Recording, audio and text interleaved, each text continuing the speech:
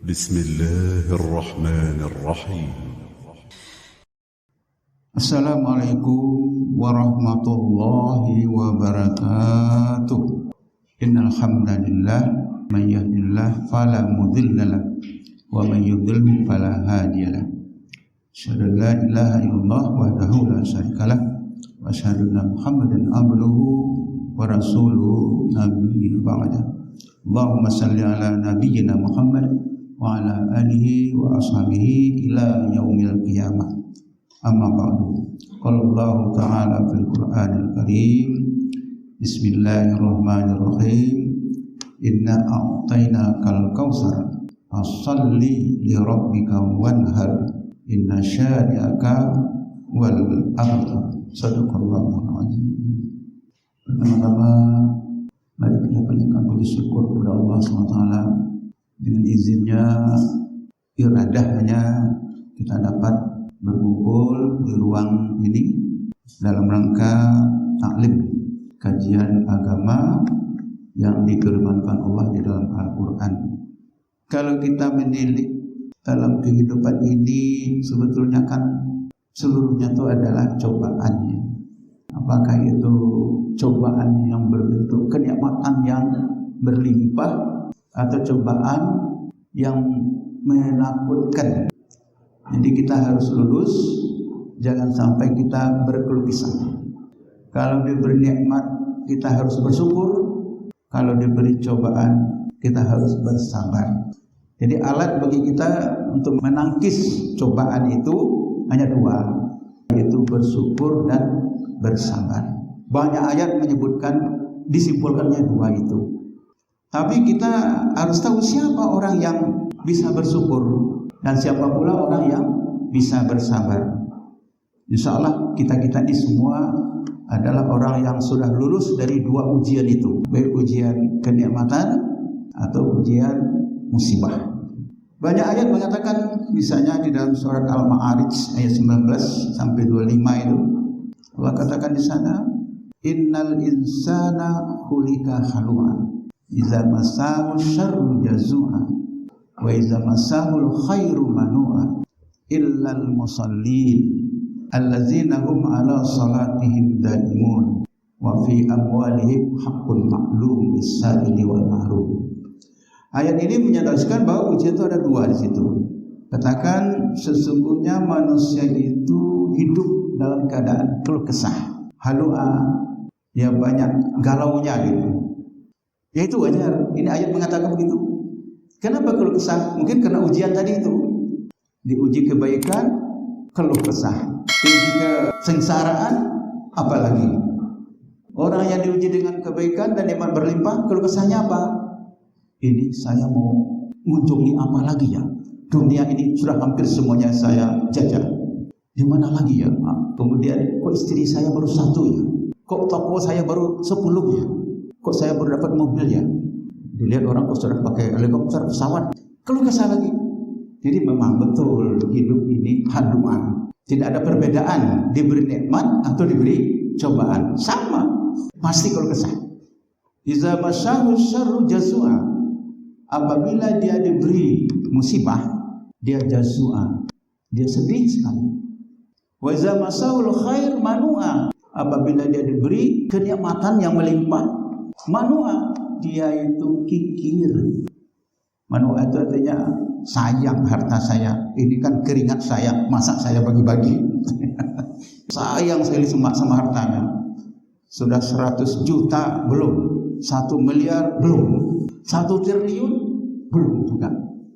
Sekarang kita lihat laporan dari uang pejabat kita, 3 tahun tugas dari hanya 2 miliar sekarang sudah menjadi setengah T. Itu puas itu, kalau kesah juga itu. Kenapa? Dia melihat ke atas terus. Saya baru setengah T, itu teman saya sudah 2 T. Dapat 2 T nanti masih melihat ke atas itu. Tidak pernah. Jadi memang haduan. Hidup ini keluh kesah. Illal musallin. Nah, kecuali yang tidak keluh kesah itu hanya 2. Orang yang salat dan orang yang mau berkorban. Kalau dilaksanakan 2 itu, insya Allah tidak ada keluh kesah. Allazina hum ala salatihim daimun. salatnya itu tidak pernah putus. Daimun artinya istiqomah. Daimun artinya qoma, menegakkan, bukan melaksanakan. Menegakkan itu artinya nggak pernah jatuh, tegak berdiri terus. Nah itu yang mendapatkan terhindar dari kegelisahan, terhindar dari haluma. Wallazina fi amwalihim, dan yang kedua dia mau berkorban. Kalau dia punya harta amwal, dia berikan kepada yang berhak. Jadi ada hak orang lain dalam hartanya, dia sadar, kikirnya tidak ada. Kalau orang sudah nggak kikir, dia tidak merasa diberati oleh hartanya. Tapi kalau dia kikir, pasti diberati oleh hartanya. Nanti tanah saya di sana jangan-jangan dirampas orang. Nanti uang saya di bank jangan-jangan diblokir. Nanti banyak sekali. Kegelisahannya luar biasa. Tapi kalau dia mau berkorban, menginfakkan hartanya, insya Allah kegelisahan itu hilang. Ya nggak apa-apalah. Saya dicoba oleh Allah dengan harta yang berlimpah. Itu kan bukan milik saya. Itu titipan. Itu miliknya Allah. Nah, di mana gelisahnya lagi? Lah kalau titipan Allah, lisaili wal mahrum, serahkan kepada orang yang kekurangan dan orang yang tidak mau. Jadi fi amwalihim haqqum ma'lum, ada hak orang lain dalam harta itu. Lisail wal mahrum, bagi orang yang kekurangan. Jadi kalau kita ini sama saja dibuat Tuhan, kemana kita harus berinfak? Kemana kita harus bersedekah? Jadi itu rahasianya, ada hak orang yang maklum. Maklum itu artinya jelas ciri-cirinya. Ini orangnya mana mampu. Baik dia minta-minta atau tidak, ya itu ada haknya itu. Apalagi kalau orang yang minta, bukan provisi minta. Sekarang banyak orang provisi minta. Pura-pura sakitlah apa minta. Atau sudah kaya menjilat. Itu provisi minta juga. Pejabat yang rendah-rendah ke pejabat yang tinggi itu minta juga. Mental yang nggak bagus juga. Di kursi saya masih rendah ini. Gimana mempertingginya bos? Minta juga. Nah jadi yang profesi meminta tidak boleh. Tapi orang yang minta karena memang kurang, itu ada haknya sama kita. Apalagi ada orang yang pemalu. Dia betul-betul tidak punya apa. Dia miskin, dia apa-apa, tapi malu minta. Ini yang lebih berhak lagi. Nah ini adalah perhatian dari orang-orang yang diberi nikmat yang banyak itu, supaya dia bisa bersyukur. Jadi kalau dia tidak memberikan hartanya yang banyak itu, tentu dia sulit untuk bisa bersyukur. Artinya syukur itu rasa terima kasih kepada Allah yang telah memberikan nikmat, dan kemudian nikmat ini hanya titipan, bukan milik, dan saya harus bagikan sesuai dengan perintah Allah, sesuai dengan izin Allah. Makanya ada kewajiban bayarkan zakat, wa atuz zakat, as-sadaqah, berilah sedekah, infak ma amwaluhum, infakkan hartamu. Itu tujuannya untuk menghilangkan kegelisahan. Jadi kalau kita mau tidak gelisah, yaitu duanya, salatnya yang jangan putus, ya tentu saja diharapkan salatnya yang khusyuk, tidak lalai. Kemudian mau berkorban. Ini banyak di dalam ayat, tapi yang jelas sekali yang sering diulang-ulang adalah dalam surat Al-Kautsar ini. Inna a'tainakal kautsar. Nah, kata Al-Kautsar ini adalah nikmat yang berlimpah. Kami, kata Allah, kata kami ini kan Allah mengatakan bahwa rezeki itu melalui berbagai macam. Allah pakai kami. Jadi tidak langsung. Rezeki itu diberikan Allah melalui jalur yang tidak tahu kita. Haitsu ma la yahtasib. Jadi banyaknya kata kami di sini. Ada keterlibatan orang. Inna a'taina, sesungguhnya kami memberikan nikmat itu al-kautsar, banyak sekali. Oksigennya saja kalau kita beli berapa ini? Nggak terbeli kita, tapi gratis. Itu aja kalau kita bikin berapa nikmatnya nih sekarang terus. Belum lagi mata kita, telinga kita masih bisa berjalan, masih bisa sehat. Alhamdulillah, nikmat yang tidak terhingga, masih diberi makan. Janji Allah tidak ada yang tidak makan. Lalu latar belakang turunnya ayat ini adalah kenapa? Karena tuduhan dari orang-orang kafir Quraisy, Abu Jahal, Al-Asas, Al-Walid bin Mughirah, banyak itu ya. Mughirah ini anaknya Walid, ada banyak itu. Itu paling getol itu. Hai Muhammad, kamu sudah tidak dapat nikmat lagi. terputus. Di ayat belakang dikatakan al-abtar, terputus nikmatnya. Wah, sedih sekali Nabi. Karena Nabi anaknya kan kecil-kecil meninggal. Lahir Qasim, tidak sampai 3 tahun meninggal. Lahir lagi Ruqayyah, Zainab, dan seterusnya. Fatimah, ada 7 ya. Ada Ibrahim, ada juga Abdullah ya. 3 anaknya laki-laki. Kalau orang Arab kan yang sangat dihargainya adalah anak laki-laki. Kalau perempuan tidak begitu. Nah, ketika anak laki-laki ini meninggal, cacian mereka itu luar biasa kepada Muhammad. Qasim meninggal, rasain lu Muhammad, terputuslah keluargamu. Nasabnya kan terputus kalau anak laki-laki hilang. Meninggal lagi Abdullah, meninggal lagi, tambah gembira mereka kafir Quraisy. Wah, ini luar biasa Muhammad, habis sudah. Terakhir meninggal lagi Ibrahim, tambah mereka mencaci-caci Nabi. Nabi bingung, gelisah, merenung, sedih. Tapi Nabi kan tidak boleh sedih, tidak boleh gelisah. Nah, maka turunlah ayat ini. Jadi ketika Nabi dilihat gelisah, datanglah sahabat-sahabat ke sana melingkari dia. Ya Rasulullah, janganlah dengarkan cacian-cacian orang kafir itu. Mereka itu memang orang bodoh-bodoh, tidak usah didengar. Nabi sedih gitu. Setelah itu Nabi malah senyum. Dia senyum manis, bingung sahabat. Loh, ya Rasulullah, ada apa? Dikira kan ada kelainan gitu ya. Sedang sedih langsung senyum. Nah, setelah Nabi menjelaskan, hai kawan-kawan sahabatku, aku baru aja menerima wahyu. Wahyu itu adalah hiburan yang luar biasa kepadaku. Tadi memang aku sedih, tapi setelah turun wahyu ini, aku tidak pernah sedih lagi. Aku akan terapkan wahyu ini. Jadi lalu disebutnya inna a'tayna kal kausar.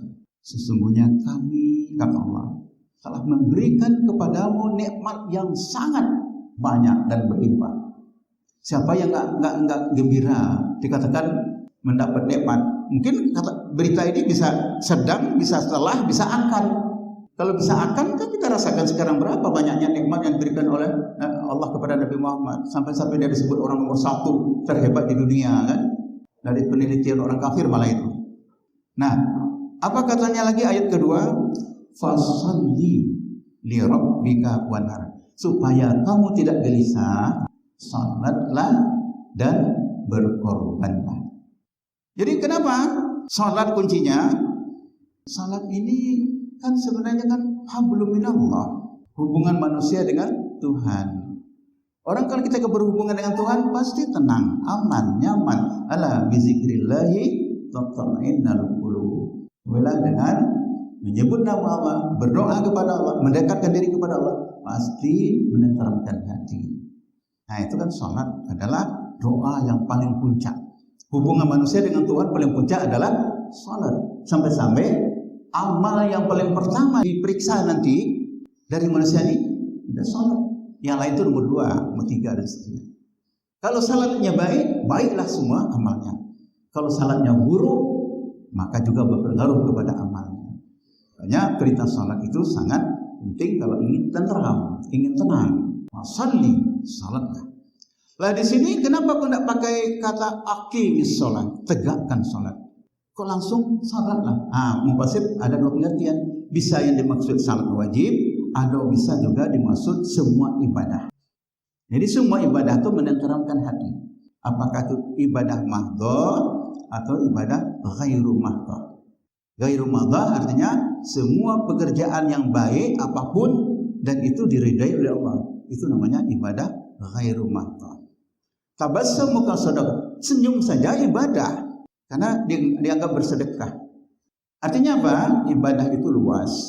Jadi sebagian mufassir tidak mau menerjemahkan pasal itu salat, juga termasuk hal yang lain selain salat. Kemudian wanhar, dan berkorbanlah. Nah, kata berkorban ini ada 2 versi. Ada berkorban dalam artian lahiriah dan ada berkorban dalam artian umum. Artinya umum, mencakup semuanya. Nah, yang dimaksud dengan lahiriah ini seperti yang dicontohkan oleh Nabi Ibrahim. Makanya kita kan ketika bulan haji ini ya, sunnah muakkadnya dianjurkan sekali supaya berkorban. Karena kita mengikuti jejaknya Nabi Ibrahim. Dalam ayat surah As-Saffat ayat 100 dan seterusnya itu banyak disebutkan tentang cerita Nabi Ibrahim. Jadi dikatakan bahwa Nabi Ibrahim ini sudah tua, tidak ada anak, lalu ada berita mau dapat anak. Senangnya luar biasa, ini nikmat yang luar biasa. Lalu setelah hamil lahirlah anak, manjanya luar biasa, anak baru satu-satunya. Kemudian ditinggal, anak lagi manja ditinggal. Pengorbanannya Nabi Ibrahim, korban dalam artian umum. Tapi karena itu perintah Allah dilakukan oleh Ibrahim. Padahal jarak itu jauh sekali antara Mekah dengan Palestina. Yang paling sangat menyakitkan adalah ketika anak remaja yang sangat disenangi. Siapa yang gak senang anak remaja? Coba bayangkan disuruh sembelih. Nabi Ibrahim tidak percaya. Mimpi lagi, malam mimpi lagi, suruh sembelih lagi. Sampai berturut-turut berapa malam disuruh terus mimpi. Jangan-jangan ini benar. Ditanya anaknya, hai Ismail, ada perintah Tuhan kepada ayahmu, pada abah, agar kamu saya sembelih. Bagaimana pendapatmu? Apa jawab anaknya? Ya karena ditanamkan iman kepada anaknya oleh Nabi Ibrahim. Silakan ayah, kalau memang itu perintah Allah. Jadi akhirnya karena ini dah yakin itu perintah Allah, dilaksanakan oleh Nabi Ibrahim. Bawalah anaknya ke padang tandus, digeletakkan anaknya, mau disembelih. Datang iblis, hai Ibrahim, kamu bodoh sekali. Kemana akal pikirmu? Anakmu yang lagi sedang ceria-cerianya, manja-manjanya, gagah, masa akan kamu sembelihkan? Bodoh kamu. Ya akhirnya Nabi Ibrahim mencuekilah. Tahu itu adalah untuk melumpuhkan Ibrahim. Dia sudah diambil batu oleh Ibrahim, lempar. Nyah kamu senang. Sampai 7 kali. Sampai lari iblis. Oh, tidak berhasil aku menggoda Ibrahim. Ibu perasaannya kan halus. Ibunya lagi digoda. Jan, kamu kenapa? Aku biarkan aja suamimu nekat itu akan menyembelih anakmu yang sangat kamu sayangnya satu-satunya, tidak ada yang lain. Habis kamu kalau itu meninggal, mana anakmu lagi? Aduh, godaannya luar biasa iblis ini. Pintar lah iblis ini. Hampir tergoda sih. Akhirnya imannya kembali. Ini kan perintah Allah. Ya udah, ambil batu, lempar lagi. Ismail itu belum disembelih, baru akan ini. Digoda juga. Ismail, kamu bodoh ya? Masa kamu sedang remaja, sedang gagah-gagah gantengnya menyembelih ayahmu? Kok mau saja? Diambil juga batu. Jadi berarti ketiga-tiganya imannya kokoh. Itulah yang jadi ibadah haji sekarang. Ada Jumratul Aqabah, ada Jumratul Ula, ada Jumratul Wusta. 3 batu itu harus dilempar karena itu simbol melempar iblis. Akhirnya Nabi Ibrahim kan karena lolos dari godaan iblis, ditentangkan anaknya, betul digolok, tapi yang tersembelih kibas. Datang ayat, hai Ibrahim, kamu sudah melaksanakan mimpimu, itu benar, mau benar itu. Nah sekarang tenanglah, ya tenang dia. Dilihatnya yang tersembelih malah kibas. Dia sudah menyangka anaknya. Akhirnya anaknya senyum-senyum saja di sampingnya. Aku tidak jadi disembelih ya. Jadi kita mudah-mudahan sabarnya seperti Nabi Ibrahim, kayak gitu kan. Jangan takut dengan harta. Ada orang yang mengumpulkan hartanya sebagai tukang cuci untuk membelikan korban kambing untuk ibunya kan. Pergi ke kedai kambing, mau beli kambing ini berapa harganya? Diambil yang paling kecil, katanya 2 juta. Terus tawar-tawar akhirnya 1,5 juta gitu ya. Tapi setelah dilihat, diantar oleh yang jual kambing ke rumahnya. Waduh, sedih sekali rumahnya. Rumahnya berantai tanah, tak mampu apa-apa. Kok mau berkorban? Nah, ini kan sebagai kisah juga. Nah, itu artinya korban dalam artian lahiriah. Tapi perintah Allah ini, wanhar, ya kita jadi tenangkan salat dan berkorban. Perintah Allah berkorban yang kedua dalam artian luas adalah bagaimana kita ketika dapat Al-Kautsar tadi, nikmat yang berlimpah tadi, tolong dikorbankanlah sebagian untuk orang lain. Siapa yang gak sayang sama uang? Siapa yang gak sayang sama kain, baju? Yang dikorbankan itu yang disayang, jangan yang sudah sisa. Kalau sisa gak korban namanya. Yang berkorban yang dicintai, dikasihkan, itu baru disebut berkorban. Sekarang harga kambing 3 jutaan. Nah kalau kita berpikir 3 juta itu besar itu. Bagi orang-orang kecil seperti kita kan besar itu. Tapi kalau bagi orang kaya kan kecil itu. Artinya berkorban itu ada rasa mencintai yang dikorbankan itu. Bukan, saya kan kaya, kecil bagi saya korban 3 juta itu apalah, itu belum berkorban. Itu ria. Kalau dia merasakan beratnya mengeluarkan uang itu berkorban. Nah, jadi ini adalah pemicu diri kita, walaupun berat, laksanakan. Itulah baru disebut korban. Jangan kita kalah sama cerita kisah tadi itu. Menabung sedikit demi sedikit demi korban ibunya, dapat kambing kecil lagi, rumahnya sangat peot gitu. Kok mau gitu ya? Nah, itu saking dorongan mau berkorbannya. Berat sekali bagi dia itu. Tapi ya itulah yang disebut hakikat korban. Jadi kita juga bisa mengalah sedikit, bertengkar sama saudara kita dalam masalah harta, ngalah sedikit nggak apa-apa lah. Mau berat, tapi karena saudara kita diserakah, ya udah ambil aja nggak apa-apa. Berat. Itu korban namanya.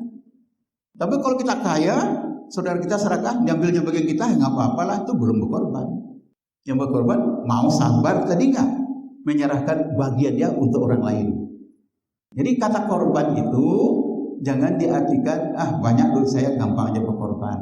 Belum tentu itu disebut berkorban. Itu dalam artian luas. Kalau dari artian nyatanya betul dia menyembelih, dia menumpahkan darah yang akan jadi saksi nanti. Berkorban dia. Tapi dalam artinya sebenarnya dia belum berkorban. Inna syani'aka huwal abtar. Sesungguhnya syani' itu orang yang membenci. Orang yang benci kepadamu itu hai Muhammad yang abtar, yang tertolak. Nah, tertolak apanya? Banyak pengertian tertolak di sini abtar. Bahkan hadis Nabi mengatakan kalau kita mengerjakan sesuatu tidak pakai bismillah, abtar juga. Wa lam yaqra bi basmalah li fi'li asy-syai' fa huwa abtar, kan gitu kan? Ulama mengatakan tertolaknya itu adalah berkahnya. Jadi kita mengerjakannya mungkin agak gelisah atau mungkin tidak santai, tidak nyaman. Kalau ada berkahnya, nyaman kerjanya, tenang kerjanya, bagus rasanya. Itu kan itu berkah.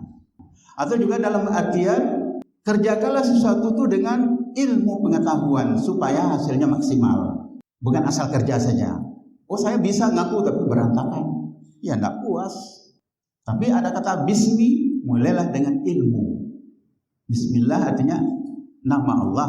Tapi banyak orang mengatakan itu ilmunya Allah. Di sini abtarnya tertolaknya nikmat. Jadi orang yang membencimu itu hai Muhammad sebenarnya yang tertolak.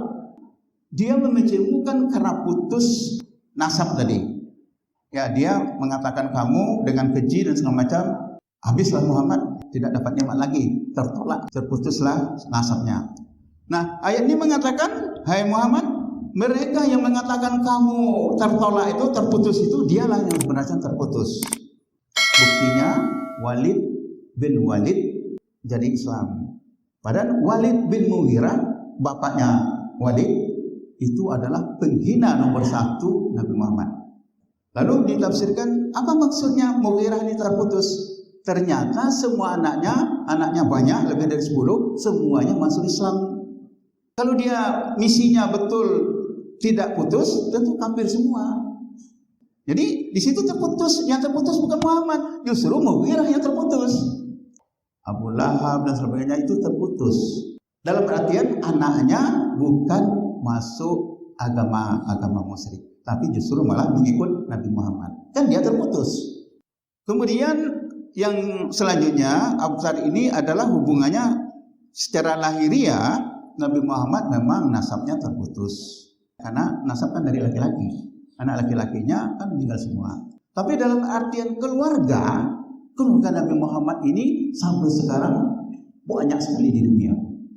Orang yang ada hubungan dengan Nabi Muhammad yang disebut dengan anak cucunya Fatimah, anak cucunya Hasan Hussein, nasabnya kepada Ali.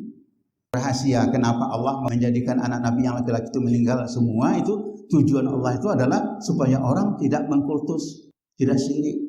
Tapi masih terjadi juga walaupun melalui garis perempuan. Padahal itu nasabnya nggak ada lagi. Kok masih terjadi juga? Ini Pak Habib dimuliakan biatannya masih juga. Padahal tujuannya diambil itu anak laki-laki itu dari kecil itu supaya tidak ada itu. Tapi kok masih ada juga nampak keputusannya. Tapi dalam artian memang Nabi itu keluarganya tidak putus. Nyatanya sekarang orang-orang yang bergelar Habib itu banyak sekali di dunia. Jadi tertolak juga tuduhan dari orang kafir Quraisy. Tidak benar kamu mengatakan saya terputus. Itu dalam artian keturunan. Tapi dalam artian nikmat, apakah Nabi Muhammad terputus? Setelah dia diangkat jadi Rasul, pindah ke Madinah, luar biasa sambutan masyarakat Madinah. Disambut dengan selawat macam-macam. Berkembang di sana Islam dengan kuat. Kemudian sampai berkembang sampai ke dunia. Bahkan dari penelitian orang-orang kafir, siapa manusia yang sukses, yang hebat, yang mulia selama di dunia ini ada, itu pilihannya kepada Nabi Muhammad. Jadi nikmatnya bukan terputus.